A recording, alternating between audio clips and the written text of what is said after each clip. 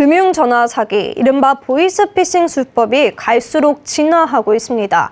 과거 단순 전화 사기를 넘어 이제는 개인정보를 탈취해 피해자 명의로 비대면 대출을 받는 등 전반적인 금융 사기로 진흥화되는 모습인데요.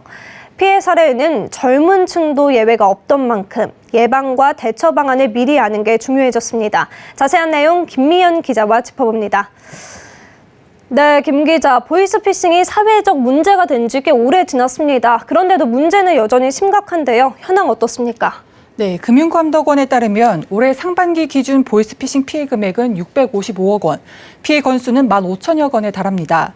피해 금액만 따지면 최근 줄어드는 모습이긴 합니다만 오히려 피해 건수는 늘었습니다. 1인당 피해액이 커졌다는 건데요. 지난해 기준 보이스피싱 한 건당 피해액은 2,500만 원에 달합니다.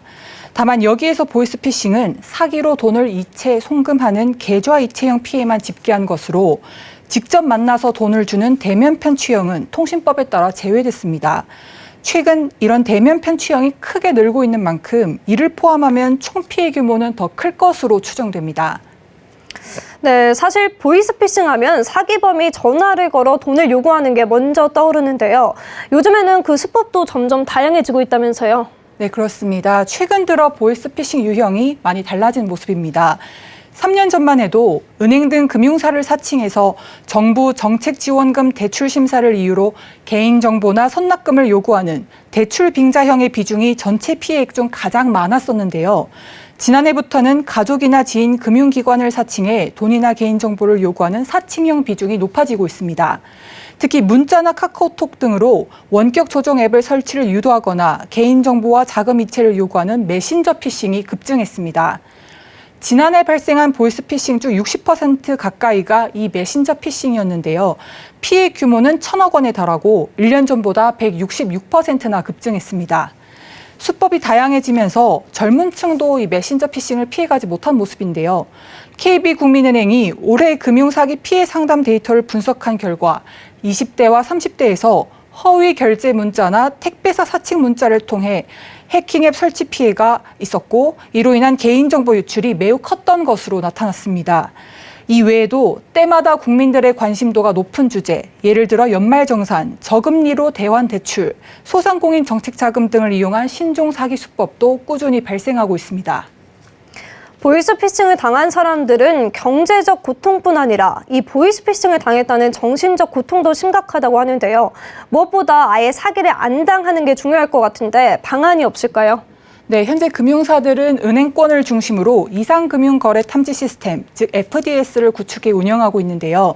FDS란 전자금융거래 접속 정보와 거래 내역 등을 종합적으로 분석해 보이스피싱 사기 위험 신호가 감지되면 거래를 차단하는 시스템입니다.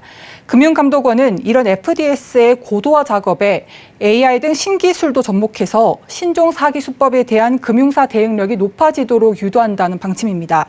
실제로 최근 신한은행은 인공지능 기술을 접목해 운영하는 이상행동 탐지 ATM을 전체 영업점으로 확대 시행하기도 했고 KB국민은행도 AI 보이스피싱 모니터링 시스템을 최근 고도화했습니다.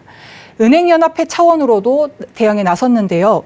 은행연합회는 최근 통신사와 협력해 T전화, 후후를 사용하는 고객은 전화 수신 시 실제 은행이 맞는지 간편하게 확인할 수 있도록 추진하겠다고 밝혔습니다. 네, 금융 소비자들도 스스로 무엇을 조심해야 할까요? 네, 우선 전화나 문자로 개인정보 제공이나 자금 이체 요청을 받았을 경우 무조건 거절하셔야 됩니다. 공공기관이나 제도권 안에 있는 금융사들은 전화 문자를 통한 대출 안내, 개인정보 제공, 자금 요구, 뱅킹 설치를 절대 요구하지 않기 때문인데요. 물론 금융회사가 기존 대출 고객을 대상으로 만기 연장 등 대출 관련 정보 문자를 발송하는 경우도 있지만 금융회사 명의로 대출을 안내하는 광고는 보이스피싱일 가능성이 높습니다. 또 출처가 불분명한 URL 주소를 누를 경우 바로 휴대폰에 원격 조정 악성 앱이 설치되고 개인정보가 모두 유출될 수 있기 때문에 절대 누르지 말아야 됩니다. 만약 피해액을 이체나 송금했을 경우 신속하게 해당 금융회사 콜센터나 경찰청 또는 금융감독원에 전화해 계좌 지급 정지 조치를 해야 합니다. 또 개인정보가 유출된 경우에는 해당 명의의 대출, 우선 금융감독원의 개인정보 노출자 사고 예방 시스템에 접속해서 개인정보 노출 사실을 등록해야 합니다. 개인정보 노출자로 등록을 하면 해당 명의의 대출, 계좌 개설 등 금융거래가 이뤄질 때마다 금융회사는 강화된 본인 확인을 하게 됩니다.